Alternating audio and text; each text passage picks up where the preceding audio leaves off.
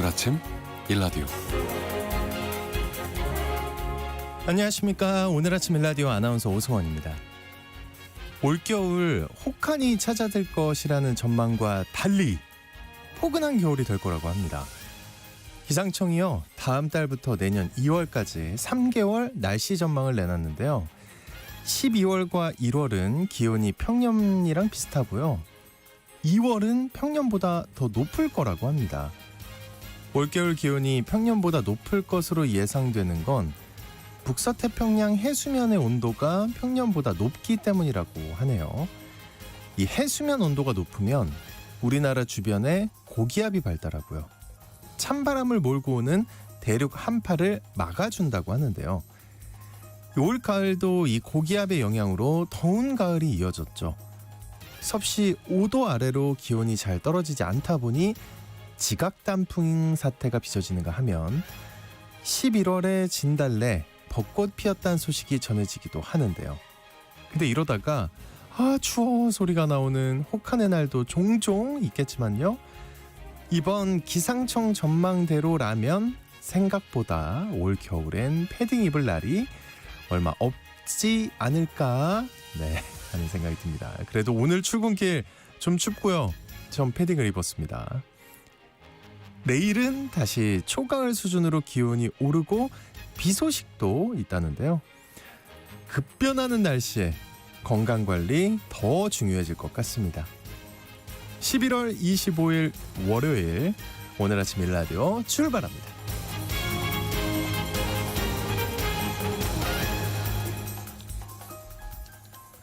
네, 오늘 아침 일라디오 이 시간은 물론 KBS 일라디오의 모든 프로그램은 유튜브 KBS 일라디오 공식 채널이나 모바일 콩 어플리케이션을 통해 실시간으로 함께 하실 수 있습니다. 미진님, 화면이 늦게 바뀌어서 놀랐다고요? 왜 그랬을까? 네, 괜찮죠 지금은? 네. 자, 매주 월요일 이번 주 농작업 정보 시간 준비되어 있고요. 오늘 건강의료 처방전 시간에는 동남아를 관광하실 때 주의할 이 메탄올 밀주 그리고 가짜 약물에 대해 알아보겠습니다. 이런 게 있어요. 자, 오늘 아침 PB센터 시간에는 요즘 다시 주목받고 있다는 ETF 상품에 대해서 알아보겠습니다. 오늘 청취자 여러분들 참여하실 수 있는 퀴즈 드립니다. 단풍 들고 낙엽 떨어지는 시기가 늦어지면서 전국 관광지들이 낙엽 부족으로 어려움을 겪었다고 합니다. 대표적인 곳이 강원 춘천의 이곳인데요. 이곳은 돈을 들여 청소해야 할 서울의 낙엽을 가져와서 은행나무 산책로를 더 풍성하게 꾸몄다고 합니다. 이곳은 드라마 겨울연가의 촬영지로 잘 알려졌고요. 겨울연가하면 바로 이곳이죠. 네.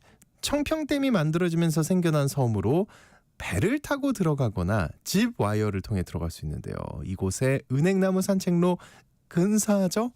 네, 이곳은 어디일까요? 네, 추첨을 통해 농촌진흥청에서 제공하는 웰빙 혼합 잡곡 세트를 한 분께, 향긋한 커피를 드실 수 있는 모바일 커피 쿠폰을 네 분께 드리겠습니다.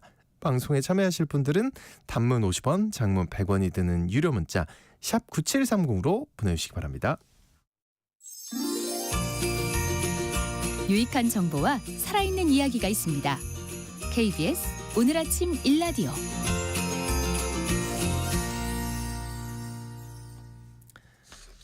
한 주간 농가에서 알아둬야 할 주요 농작업 정보를 전하는 시간입니다. 저장 양파 품질의 신뢰도를 높일 수 있도록 인공지능을 기반으로 품질 예측 모형을 개발했다고 합니다. 이번 주 농작업 정보 시간은 이 소식부터 살펴보겠습니다. 농촌진흥청 대변인실의 정병진 농촌지도관님 전화 연결돼 있습니다. 안녕하십니까? 네, 안녕하세요. 네, 저장 양파의 품질을 확인할 수 있는 품질 예측 모형을 개발했다고 하는데, 근데 이게 궁금하네요. 저장 중에 품질에 문제가 많이 생기나 봐요. 네, 양파는 5, 6월에 수확을 해서 저온저장고에서 이듬해 봄까지 8개월간 저장을 해야 하는데요. 이때 상자나 망 안에 들어있는 양파 중 한 알만 상해도 주변 양파까지 빠르게 썩는 특성이 있습니다. 실제 저장 양파의 부패율은 25 내지 40%에 달한다고 합니다. 어유, 그러면 굉장히 많이 좀 문제가 되겠는데 이 품질 확인을 위해서 근데 MRI를 사용한다고요? 네, 현재 양파 크기를 기계로 측정을 하고 사람이 직접 썼는 양파를 골라내는 등 외관 중심으로 선별을 하고 있습니다. 하지만 비늘 줄기가 겹겹이 쌓여있기 때문에 양파 속의 상태를 확인하기가 쉽지 않아서 초분광 영상 기술이나 근적외선 분광 기술 적용 등 다양한 방법이 시도되었지만 정확도가 낮아서 보다 효율적인 선별 방법이 요구되었습니다. 그래서 농촌진흥청이 전북대학교와 공동연구를 통해서 모양과 색상 그리고 MRI 영상 정보를 연계해서 내부 품질을 판정하는 기술을 확립하게 되었습니다. 이 MRI 기술을 어떻게 활용하는 건가요? 네, 이 기술은 일반적으로 MRI라고 알고 계신 네. 자기공명 영상 장치로 양파 싹을 관찰한 뒤에 양파 모양과 내부 색상을 기초로 만든 싹 발생 지수 기반의 품질 차트를 활용을 하는데요. 양파는 생리적 요인에 의해 썩기 직전 속에서 싹이 트는 특성이 있습니다. 예. 이를 자기공명 영상 장치로 촬영을 하면 다른 부위와의 음영 차이를 보이게 되는데요. 이 음영을 싹 발생 지수 기반 품질 일람표에 적용을 해서 분석을 하면 품질이 얼마만큼 떨어진지 예측을 할 수가 있습니다. 그러니까 양파 속에 싹이 튼 정도를 확인하고 양파의 상태를 확인할 수 있는 거네요. 네, 맞습니다.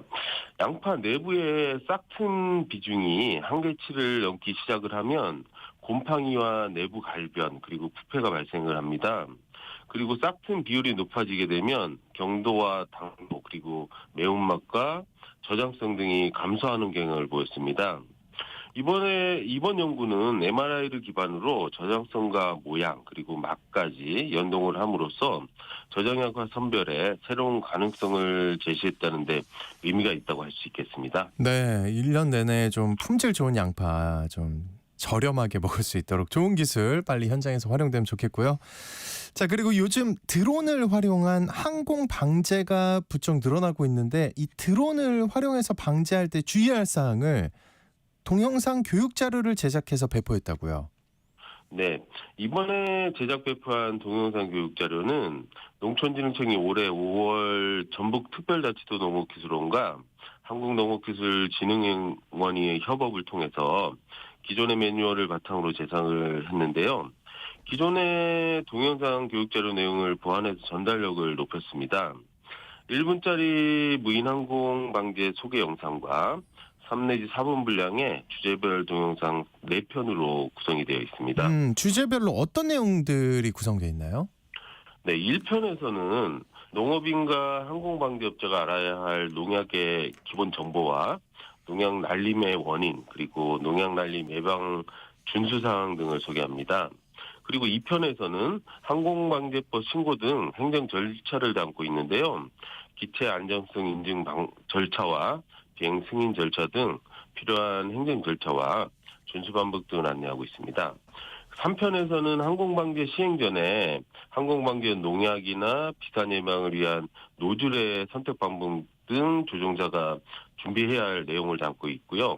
그리고 4편에서는 비행 지침과 항공방제 종료 후 주의해야 할 내용을 중심으로 항공방제 주의사항을 다루고 있습니다. 네, 도움이 될 것 같은데 이 교육 자료를 어디서 어떻게 볼 수 있나요?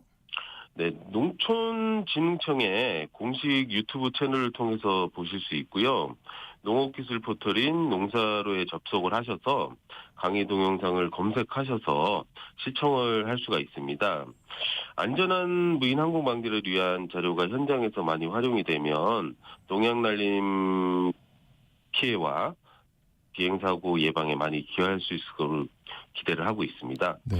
시간 나실 때 많이 활용해 주시기 바랍니다. 네. 이 교육 자료를 잘 활용하셨으면 좋겠고요. 자, 이번 주 농가에서 실천해야 할 핵심 농작업 정보 하나 살펴보겠습니다. 이 주로 뿌리를 이용하는 약용 작물은 겨울철을 어떻게 이겨내는지가 품질과 수확량에 큰 영향을 미친다고 하는데 겨울철의 특별한 관리 방법 들려주신다고요. 네, 약용작물은 주로 뿌리를 이용을 하고 여러 해에 걸쳐서 재배가 되기 때문에 수확량과 품질을 높이려면 겨울 관리가 매우 중요합니다. 감초의 경우 옮겨 심은 뒤에는 수확량을 높이기 위해 싹이 나는 부위인 노두를 노출할 때가 많은데요. 이럴 경우 원피해가 발생할 수 있기 때문에 부직포나 비닐 등으로 노두를 덮어주셔야겠습니다. 그리고 더덕의 경우에는 봄밭에 심은 후 2 내지 3년까지 수확을 할 수 있는데요. 겨울 나게 할 때 질소비료를 너무 많이 주게 되면 뿌리 조직이 약해져서 뿌리 썩은병까지 이어질 수 있기 때문에 주의를 하셔야겠습니다. 특히 야공작물은 노지에서 겨울을 나기 때문에 봄 관리에 더욱 각별한 신경을 써주셔야겠습니다. 네, 약용작물 겨울나기 관리 잘 해주셔야겠습니다. 이번 주 농작업 정보 잘 들었습니다. 농촌진흥청 대변인실의 정병진 농촌지도관님과 함께했습니다. 오늘 말씀 고맙습니다. 네, 감사합니다.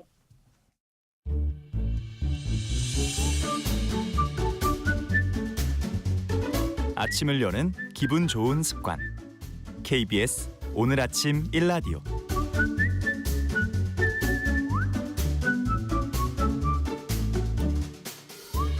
의료 서비스와 질병에 대한 다양한 이슈와 정보 살펴봅니다. 약이 되는 건강의료 처방전 시간. 오늘은 이 동남아 지역에서 발생한 메탄올 사망 사고 그리고 우리 주변의 가짜 약 얘기를 준비해 오셨다고 합니다. 박한슬 약사님 나오셨습니다. 어서 오십시오. 안녕하십니까. 네, 얼마 전에 생일 축하드립니다. 생일 축하 감사합니다.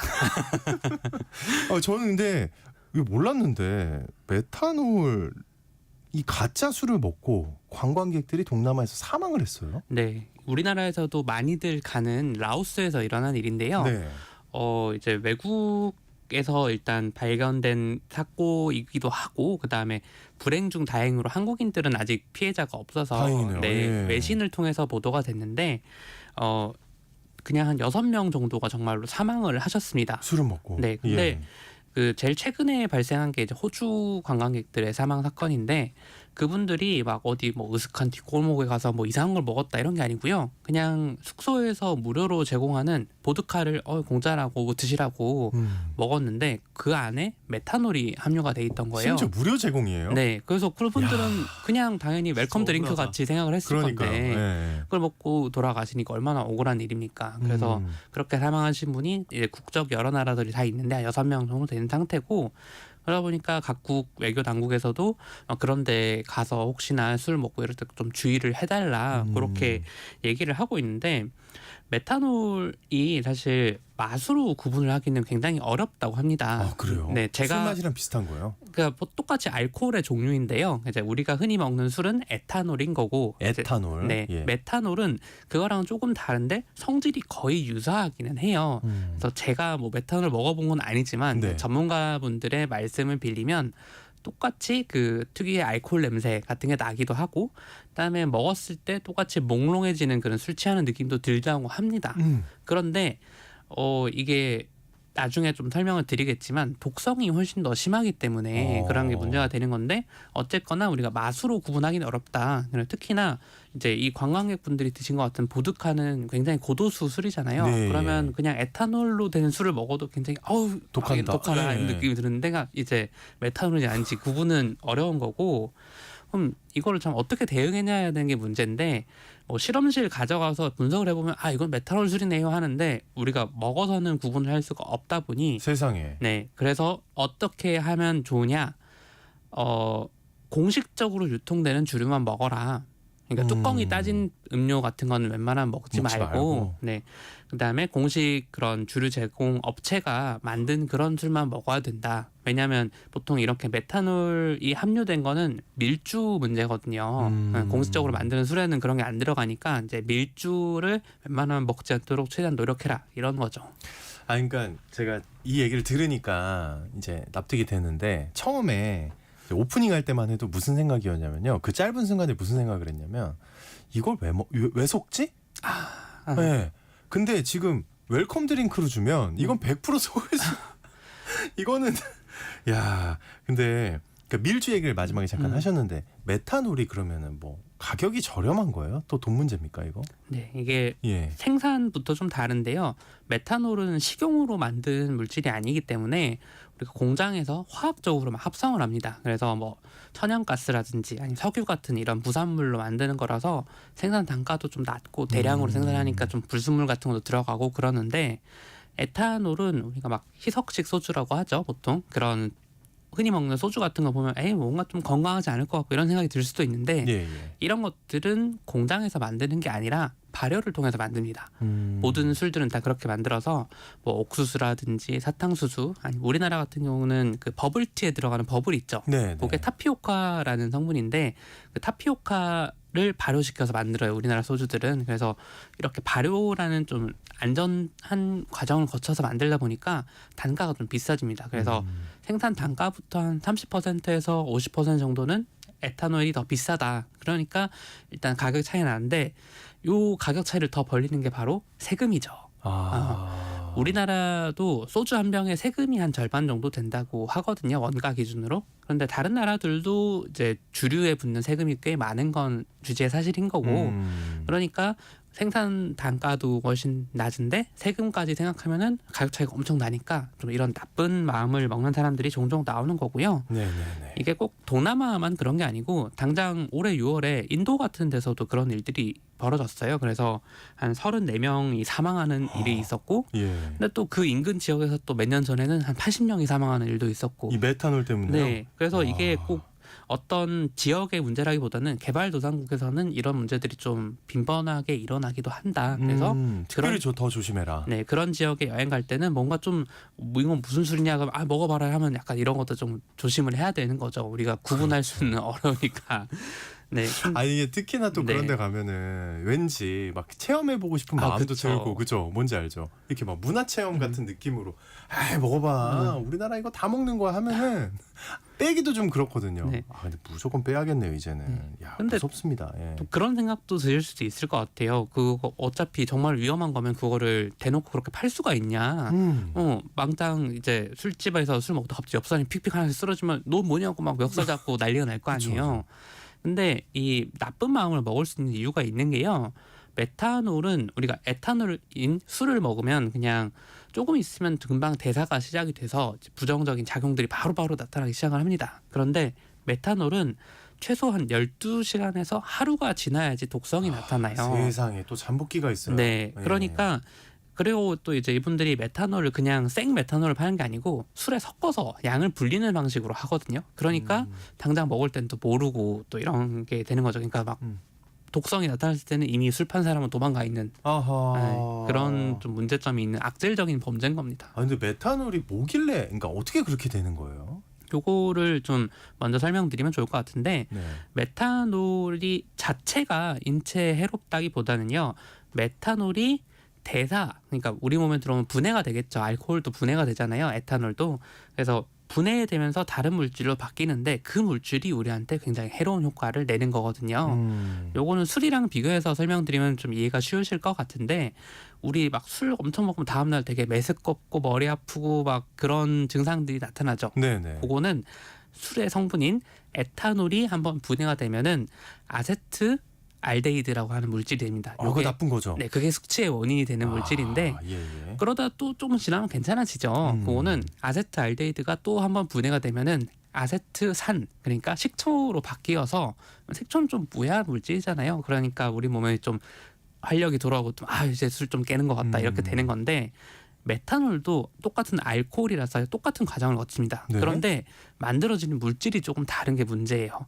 그래서 메탄올이 한번 분해가 되면은 포름알데히드가 생깁니다. 잠깐만 포름알데히드 어디서 들어봤지? 이게 예. 새집 증후군의 주된 원인 물질. 보통 예. 새집 들어가면 가구에서 막 뭐 이상한 냄새 난다 이런 거 있죠. 그죠. 그게 포름알데히드이기도 하고 아마 이쪽에서 더 많이 들어볼 수도 있어요. 근데 심지어 그게 몸에서 만들어진다고요? 네.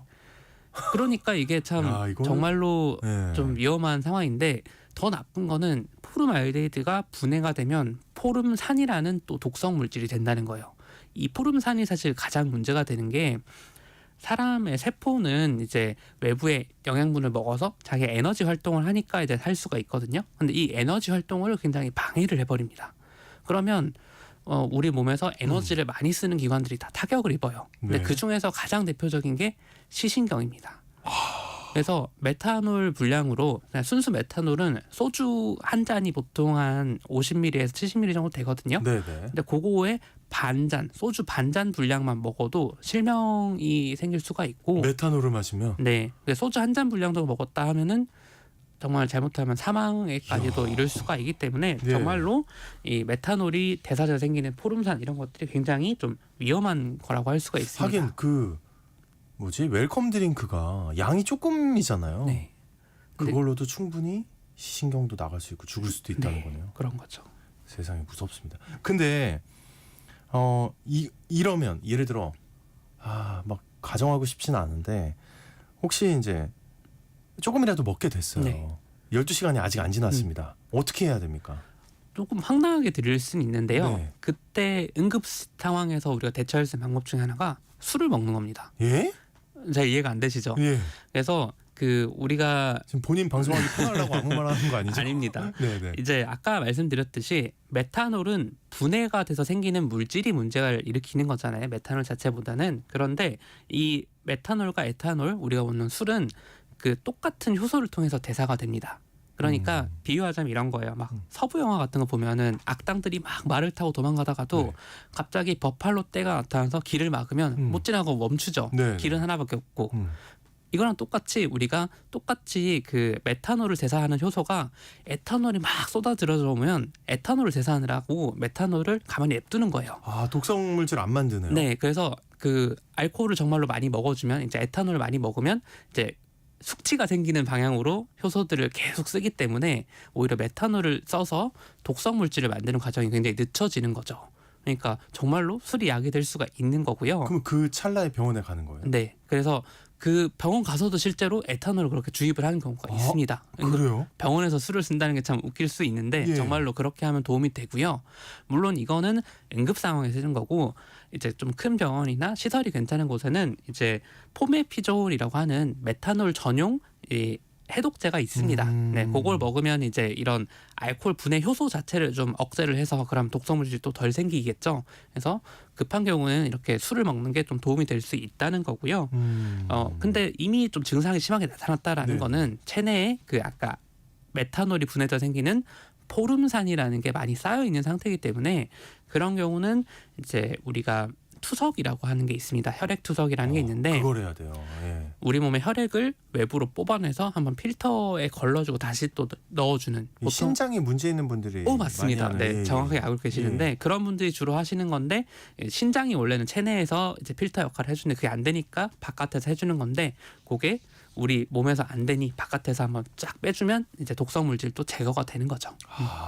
그러니까 이제 말씀을 이제 종합적으로 들어보니까 예를 들어 동남아나 뭐 이제 인도나 사고가 났던 곳들을 생각해 보면 이게 뭔가 대응을 빨리 하기가 어렵겠네요. 네. 생각을 해보니까 그런 곳에서는 에탄올 같은 것도 도움이 될 수 있다는 거고 사실 저는 이런 메탄올 술 먹고 이런 문제보다도 좀 더 위험한 게 좀 가짜 약 문제라고 그 생각합니다. 얘기는 또 뭐예요? 가짜 약은? 이게 생각보다 되게 흔한데 국내에서는 좀 비싼 약들을 해외에서 저렴하게 살 수 있다고 생각해서 그 지역 현지에서 그런 해외에서? 네, 그런 약들을 구해서 오시는 분들이 좀 많으세요.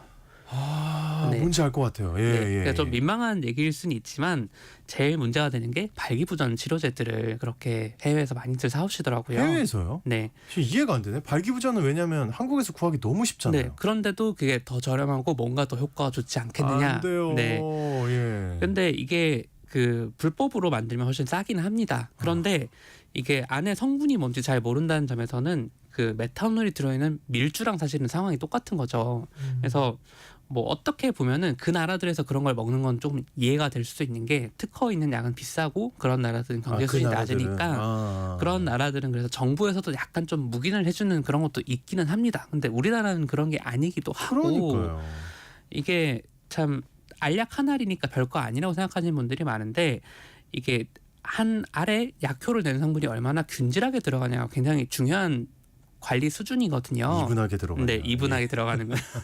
그런데 네. 이게 참 장터국밥처럼 뭐 어느 그릇엔 고기 더 들어가고 이런 게 아니라 정말 관리해야 되는 게 우리나라에서도 실제로 이런 사고가 한번 터진 적이 있습니다. 어린이용 타이레놀 시럽을 만드는데 이게 우리가 커피 믹스도 젓다 보면 바닥에 좀 뭐 더 진하게 되는 경우들이 있죠. 잘 네네. 못하면. 근데 그것처럼 이제 타이레놀 시럽을 만드는데 그게 밑에는 좀 더 많이 가라앉아 있던 거예요.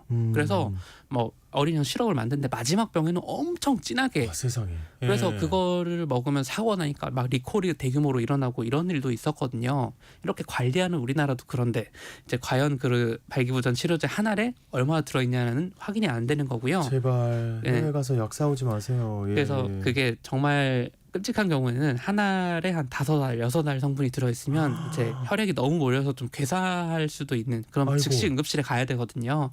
근데 해외에서 그걸 잘못 먹으면 또 거기선 갈 수 있는데도 잘 없으니까 네 그런 아이고, 분들은 이거 좀 안 개인적으로 됩니다. 지금 상상했는데 네, 안 정말 돼요. 이거. 말리고 싶습니다. 진짜 안 됩니다. 네. 그러면은 그것도 많이 사시잖아요. 건강기능식품. 네. 그건 어떤가요? 이것도 이제 네. 관광 가면 많이들 사오시죠. 근데 엄청 사죠. 뭐 좋다고 하는데 사실은 파는 사람도 뭐가 들었는지 잘 모르면서 막 하잖아요. 저도 그런 분들 많이 봤는데 네네. 이제 그런 품질 관리가 안 되는 거, 특히나 동식물들 말린 거는 우리나라에서는 이제 기생충 문제가 너무 먼 옛날인데 그 나라는 현재 진행형이거든요. 네. 그래서 그거 잘못 먹으면 내 몸에 기생충이 생겨서 들어올 수도 있는 거고 또 다른 측면에서 말씀드리고 싶은 거는 그 해외에서 좋다는 것들은 전 세계 제약회사들이 눈에 불을 켜고 제 만들고 말이 있습니다. 그 말입니다. 제가 항상 예전에 그렇게 얘기를 음. 했었거든요. 그 사오는 분들한테. 네, 그 욕심 많은 회사들이 그런 걸 냅두고 있다는 냅둘 리가 거는 없다. 사실은 별로 효과가 없다. 이런 거를 좀 고려를 하시면 특히 막 네. 요즘은 안 그러겠지만 이제 단체 관광 갔을 때 그 일부러 막 그런 데 들르거든요. 그쵸. 절대 음. 안 사야 되는데. 예. 차라리 먹거리 같은 거 사서 그냥 기념으로 드시고 그래요. 하는 게 더 나은 거 아닐까 저는 네. 그렇게 생각을 합니다. 아유, 오늘 말씀만 들었는데 메탄올 밀주 가짜약 무섭습니다. 네, 너무 무섭고요. 여러분 건강을 진짜 챙긴다면 더 철저히 확인하고 드셔야 된다는 거 잊지 않으셨으면 좋겠습니다. 건강의료 처방전 시간 지금까지 박한슬 약사님과 함께했습니다. 오늘 말씀 고맙습니다. 감사합니다.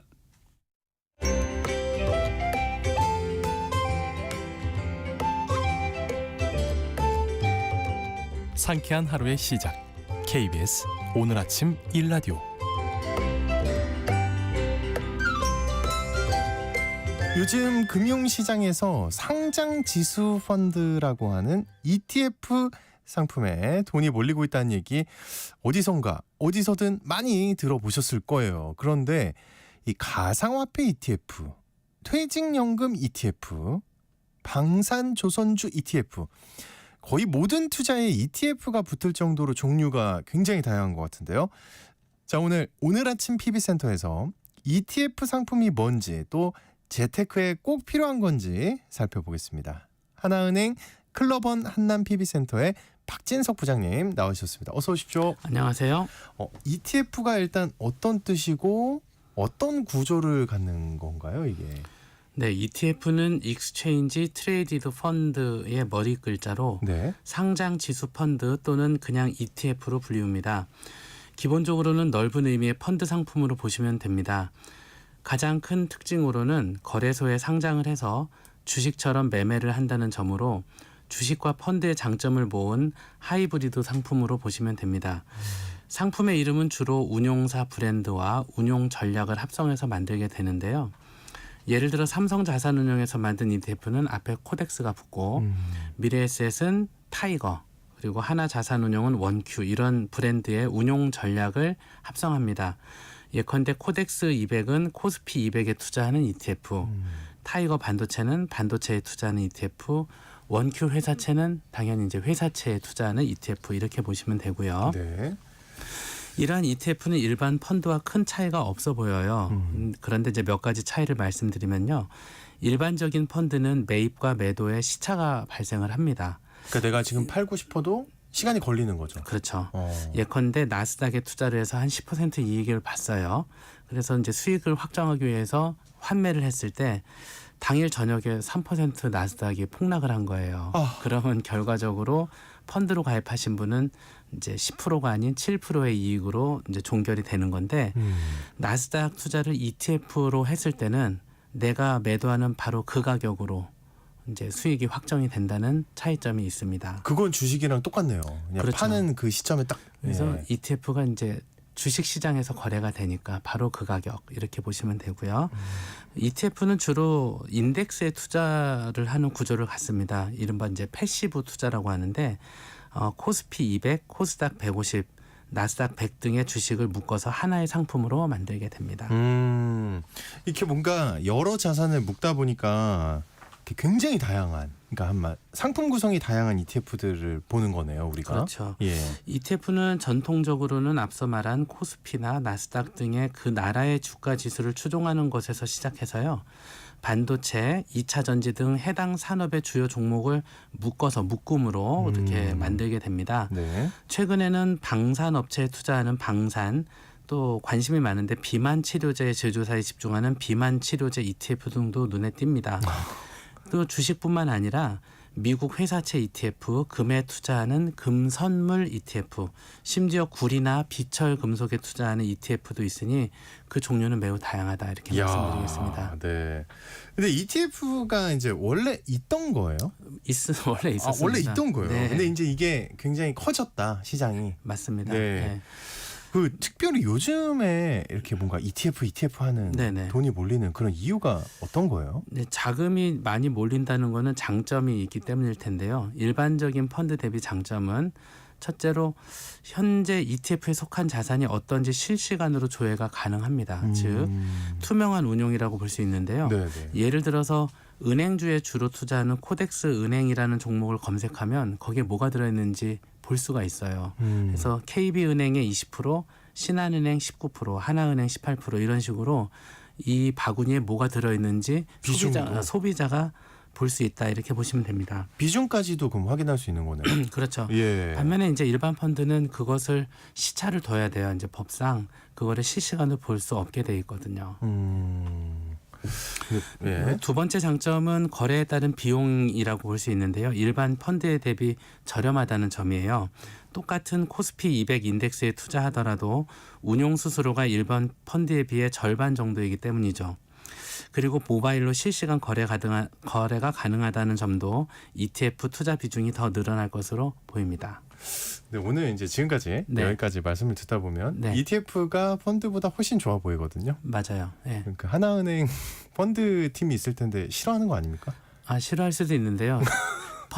펀드 팀에서는 대신에 어떤 색깔이 강한 그런 펀드를 만들게 돼요. 이제 ETF는 아까 얘기한 것처럼 인덱스나 이렇게 패시브한 거 그냥 그대로 추종하겠다 이런 거지만 어떤 주제를 정해서 우리는 미국의 공모주에만 투자를 하겠다. 뭐 이런 펀드를 만들기는 일반 펀드가 아직은 더 경쟁력이 있습니다.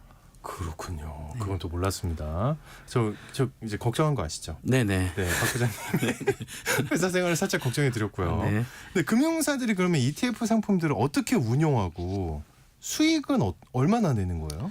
네, ETF는 주로 시장 전체를 추종하거나 특정 산업의 움직임을 복제하는데요. 가장 대표적인 코덱스 200의 경우 네. 코스피 200에 편입된 삼성전자부터 200개 종목을 비중에 맞게 매입해서 운용한다고 보시면 됩니다.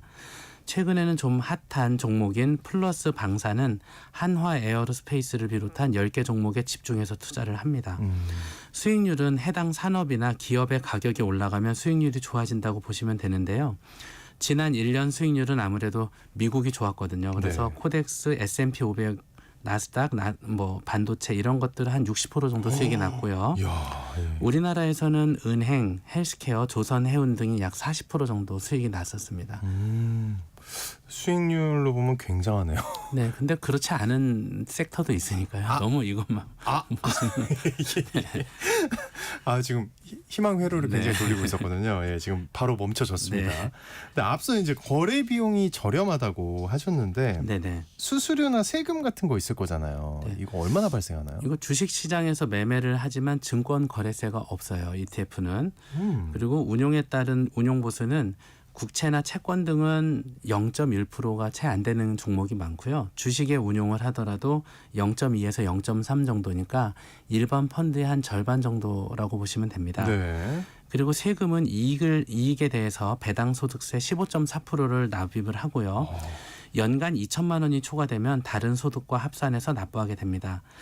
다만 국내 주식에 투자하는 상품은 비과세예요. 그래서 따라서 이제 예를 들어서 타이거 200으로 수익이 나는 경우에는 비과세, 타이거 회사채로 수익을 보면 과세 이렇게 구분하시면 됩니다.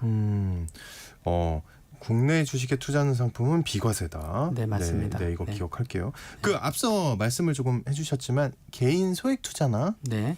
그 어떤 분들에게 유리한 상품인지 좀 설명을 해주세요. 네. 앞서 말씀드린 이제 코스피 200이 가장 대표적인 걸 말씀드리는데 네. 코덱스 200의 가격은 한 주당 한 33,000원 내외더라고요. 근데 삼성전자 한 주만 사더라도 한 57,000원 정도 하니까 그렇죠. 1번부터 200번까지 다 사려면 몇백만 원 있어야 되거든요. 근데 33,000원만 내면 200개를 한 묶음으로 살 수 있다. 이런 장점이 있겠죠. 즉 소액 투자가 가능하다는 점이고요. 나머지 대부분의 ETF 종목도 주당 2만 원을 넘는 종목이 많지 않기 때문에 소액 분할 투자가 가능하고 그리고 이제 절세 상품인 IRP 내에서도 ETF 운용이 가능하기 때문에 퇴직연금 준비하시는 분도 투자에 유리하다 이렇게 말씀드리겠습니다. 네, 안 그래도 제가 이제 얼마 전에 IRP를 가입하면서 봤는데 ETF 그러셨군요. 상품이 굉장히 많더라고요. 굉장히 많습니다. 예, 네. 예. 그 상품의 근데 종류가 네. 너무 많더라고요. 근데 너무 보니까 많습니다. 예. 네네.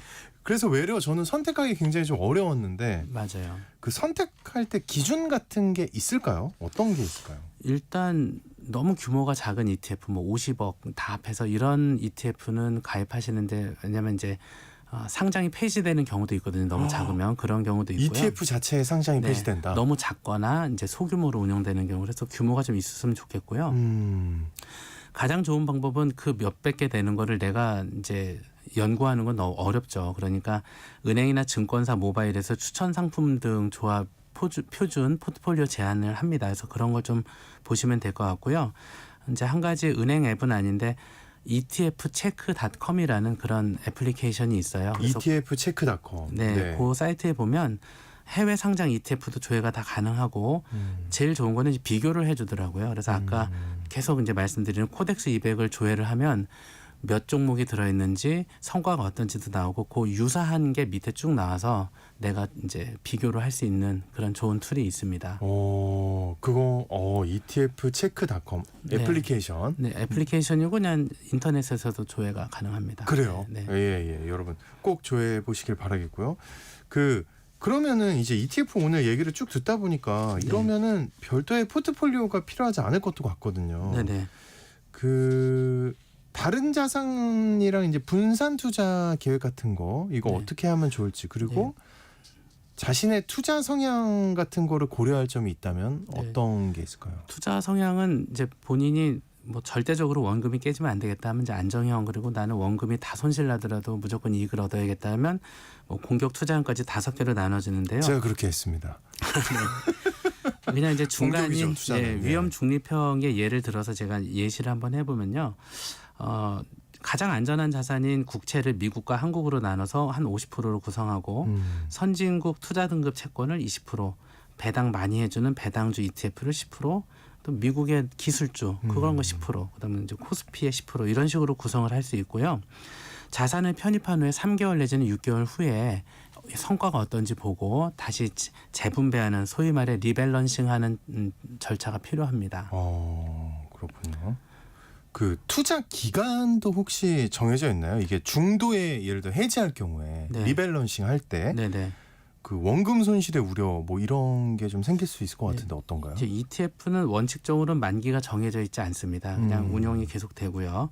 중간에 내가 현금화 하고 싶으면 그냥 주식시장에서 매도하면 됩니다. 그럼 이틀 뒤에 돈이 나오고요. 네네. 매도하는 데 따른 어떤 그런 페널티 같은 거 중도 상환 수수료 이런 건 없어요. 그래서 그런 점에서 좀 유리하다 이렇게 말씀드리고 원금 손실 가능성 당연히 있죠. 비쌀 때 샀다가 쌀 때 팔면 당연히 원금 손실 가능성이 있는데 특히 이제 유의하실 것은 처음 투자하시는 분은 그 레버리지 상품들이 있어요. 그러니까 2배로 오르고 2배로 떨어지고 네. 굉장히 좀 자극적입니다. 왜냐하면 이제 남들보다 내가 2배로 이익을 보니까요. 그런 상품 투자하실 땐 굉장히 유의하셔야 됩니다. 조심해야 된다. 그렇습니다. 예. 그러면 이제 은행이나 증권사에 가서 그냥 가입하면 되는 건가요? 어떻게 하면 되나요? 네, 가장 대표적인 건 이제 증권사 MTS라고 요즘 모바일에서 대부분 업무를 하니까 그냥 매매를 하시면 됩니다. 따로 가입 절차도 없고 그냥 코덱스 200 주문을 넣으면 그냥 체결이 바로 돼서 되는. 예. 그리고 이제 최근에는 은행에서 신탁 상품 안에 그러한 ETF를 판매하고 종류를 판매하고 있는데 더 종류가 많고 다양한 것은 사실 증권사를 통해서 가입하는 게 좋고요. 대신에 은행의 경우에는 주로 PB 채널에서 판매하기 때문에 장기 거액 투자를 할 때는 은행 신탁을 활용하면 더 좋다 이렇게 생각을 합니다. 네, 알겠습니다. 오늘 아침 PB센터 오늘은 요즘 주목받고 있는 ETF 상품에 대해서 알아봤습니다. 하나은행 클럽원 한남 PB센터의 박진석 부장님과 함께했습니다. 오늘 말씀 고맙습니다. 감사합니다. 네, 오늘 퀴즈의 정답은요. 남이섬이었습니다. 6643님 정답 보내주셨고 2509님도 가을 겨울에 운치가 좋다고 6649님도 정답 보내주셨고요. 88년 집사람과 연애 시절에 가봤다고. 와, 다시 한번 가셔야 되겠네요. 시기가 지금 딱 좋습니다. 6649님 927 하나님도 정답 보내주셨습니다. 주말에 경주를 다녀오셨군요. 멋진 라이프로 보내고 계시는군요. 가을의 끝자락 부럽습니다. 중복 당첨 여부 확인 후에 홈페이지에 당첨자 올려놓겠습니다. 좋은 하루 보내시고요. 내일 뵙겠습니다.